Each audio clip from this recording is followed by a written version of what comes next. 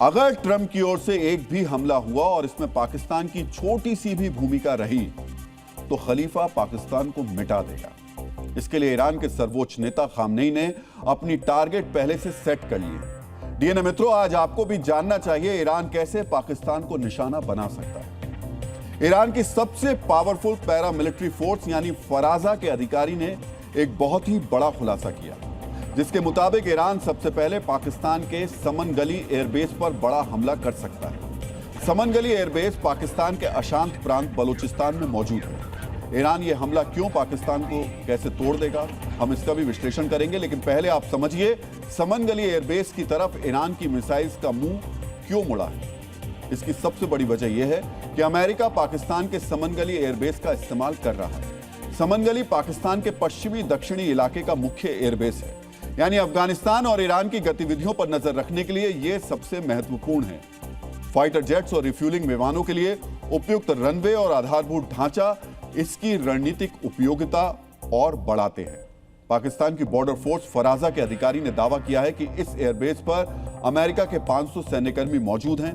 समझ रहे हैं आप, जिस वक्त अमेरिका मिडिल ईस्ट के अड्डों से अपने सैनिकों को निकाल रहा है, उसी वक्त ईरान बॉर्डर के नजदीक मौजूद पाकिस्तानी एयरबेस पर इतनी बड़ी संख्या में अमेरिकी सैन्यकर्मी मौजूद हैं। साल 2001 के बाद अफगानिस्तान पर हमले के लिए अमेरिका ने इस एयरबेस का इस्तेमाल किया था।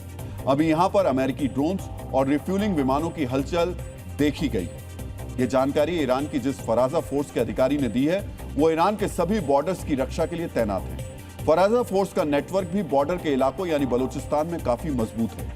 इसीलिए ईरान की इस फोर्स के अधिकारी की बात को पाकिस्तान भी हल्के में नहीं ले रहा। यही वजह है इस्लामाबाद भी अपना टॉप सीक्रेट लीक होने के बाद टेंशन में है।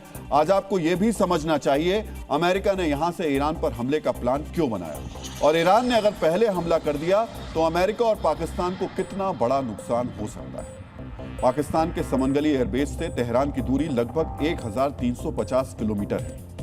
अमेरिका के निशाने पर तेहरान में मौजूद ईरान के हाई वैल्यू टारगेट हैं, यानी ईरान की लीडरशिप और सैन्य और परमाणु प्रोग्राम चलाने वाले वैज्ञानिकों को इसी एयरबेस से हमला करके निशाना बनाया जा सकता है। हालांकि इतनी लंबी दूरी तक हमला करने के लिए फाइटर जेट्स की रिफ्यूलिंग की जरूरत भी पड़ेगी, और अमेरिका पिछले कुछ दिनों से लगातार इसकी प्रैक्टिस भी कर रहा है। हमने आपको डीएनए के 12 जनवरी के संस्करण में बताया था, अमेरिका के हवाई ईंधन भरने वाला सैन्य विमान KC-135R लगातार ईरान के बॉर्डर के चक्कर काट रहा है, यानी अमेरिका के स्टेल्थ F-35 और F-22 फाइटर जेट्स की रिफ्यूलिंग की प्रैक्टिस कर रहा है।